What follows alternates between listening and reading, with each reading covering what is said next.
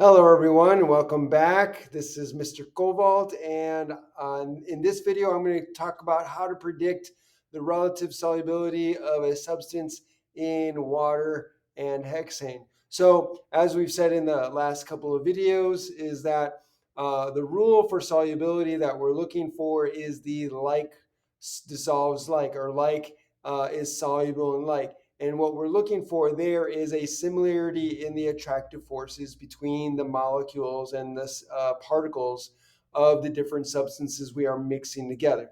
If the attractive forces are the same, then they should mix together. If they're different, then they're not really going to mix together.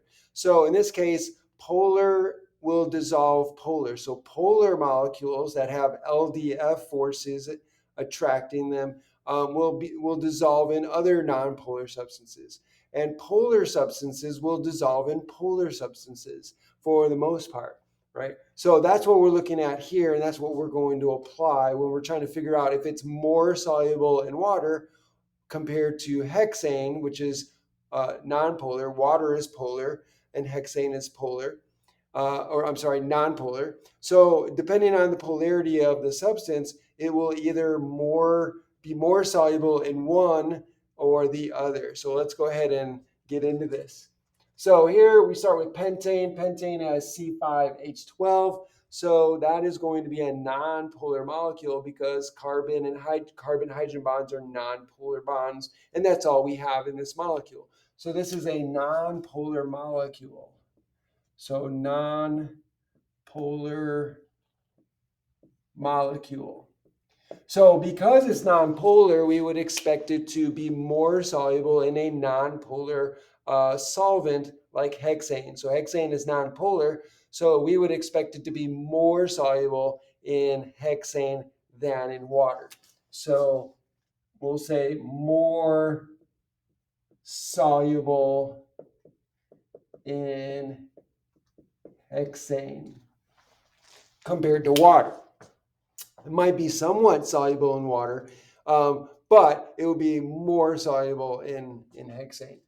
What about strontium nitrate? Strontium nitrate is an ionic substance. We got a metal and we got nonmetals here. This is a polyatomic ion with strontium as the metal ion. So we have an ionic substance here. So ionic, I'll just write ionic. And so because we got ions, we got a positive, negative charges. Those are going to be more attracted to the polarity of the molecules because they have a partial positive, partial negative charges like water. So we would predict that this is going to be more soluble in water. All right, next we have sodium iodate. Again, we have a metal and we have nonmetals. We have sodium metal and we have the iodate ion, a polyatomic ion. So again, just like with strontium nitrate, we would predict that these charged particles would be more attracted to the polar molecules than the nonpolar molecules of hexane. So polar molecules of water are going to be more attracted to the ions. So we would identify this as ionic, and therefore we would say it's more soluble. More soluble in water. And then finally, we have 2,2,4 trimethylpentane, this molecule here. And so you can see again that this large molecule here is just carbon and hydrogen atoms. So we've got hydrogen bonded to carbons, carbons bonded to carbons. All of these bonds are nonpolar. So this molecule is nonpolar. So nonpolar molecule. And so because it's nonpolar, we would expect it to be more soluble in another nonpolar substance like hexane. So we would predict that this is going to be more soluble in hexane than in the polar substance of water.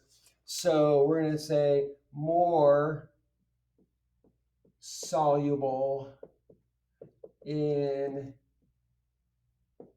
hexane. And that, ladies and gentlemen, is how you predict the relative solubility of a substance in water and hexane.